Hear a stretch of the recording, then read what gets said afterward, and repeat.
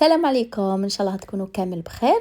في الفيديو تاع اليوم بغيت نشارك معكم مثلجات صحيه وزيد عليها بنينه بنينه بنينه بزاف، خير ملي تنتباع برا، بدون سكر بدون كريمه وبدون مواد حافظه. سهله وتتحضر ليه وتعجب الصغار والكبار. في البلندر حطيت زوج بنانات مقطعين ومجمدين من قبل ولازم يكونوا جامدين مليح. زدت لهم ملعقه كبيره من زبده الفول السوداني، واذا ما كانش عندكم عادي تقدروا تستغناو عليها. انا ضفتها باش تزيد تعطي للمثلجات قوام كريمي اكثر. ومن بعد زدت ملعقه كبيره كاكاو مر، ومن الافضل يكون من النوعيه الجيده، وزوج حتى 3 ملاعق كبار حليب. والان السر نتاع هذه المثلجات باش تجي كريميه كيما تاع برا بالضبط، راح نشغلوا البلندر على اقل سرعه هكذا باش يدخل الهواء للخليط ويولي القوام تاعو اخف ويجي ناعم بزاف.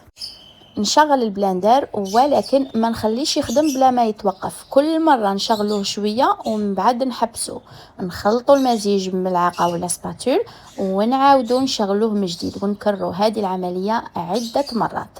علاش؟ لخاطر المزيج يكون ثقيل شويه، واذا خليتو البلندر يخدم مده طويله راح يسخن ويتعب ويقدر ينحرق لكم.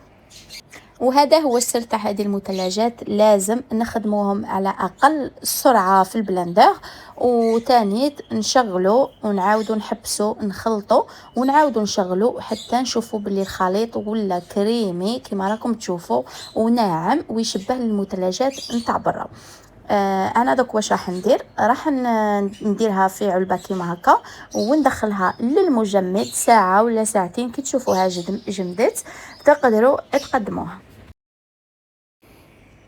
ودرك نمروا للمثلجات بنكهه الفراوله. حطيت حبه بنان مقطعه ومجمده كما درنا في الوصفه الاولى، وزدت حوالي 200 غرام فراوله تاني مجمده.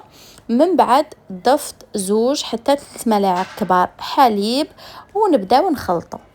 وكيما المره الاولى ما نخليوش البلاندر يخدم بلا ما يتوقف، راني نعاود نفكركم نشغلوا شويه نحبسوه ونخلطوا المكونات بسباتول، ومن بعد نعاودوا نشغلوه نكرروا هذه العمليه تاني عده مرات حتى يتحول الخليط لقوام كريمي وناعم.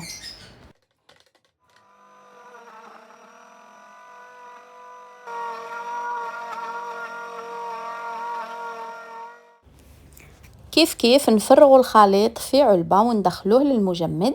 واذا حبيتوا المثلجات تكون كريمية بزاف ودايبة تقدروا تاكلوها مباشرة في هذه المرحلة.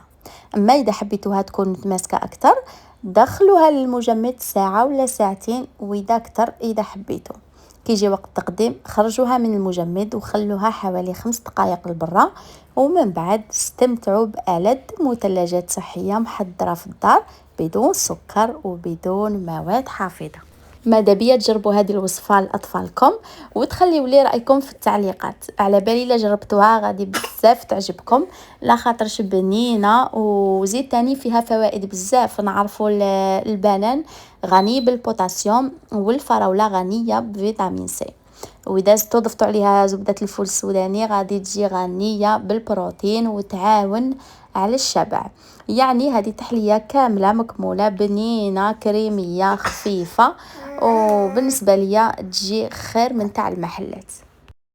انا هنا زدت شويه شوكولا سوداء من الفوق باش تعطي لمسه اجمل وتزيد تشهي خاصه للاطفال الصغار. نقول لكم الا عجبتكم الوصفه خلوا لي رايكم في التعليقات وقولوا لي اذا تحبوا نشارك معكم وصفات صحيه اخرى كيما هذه. الا مازال ما اشتركتوش في القناه مرحبا بكم تنضموا لينا، وما تنساوش اللايك والتعليق باش يوصل الفيديو لاكبر عدد من الناس. نشوفكم في فيديو جديد ان شاء الله، والسلام عليكم.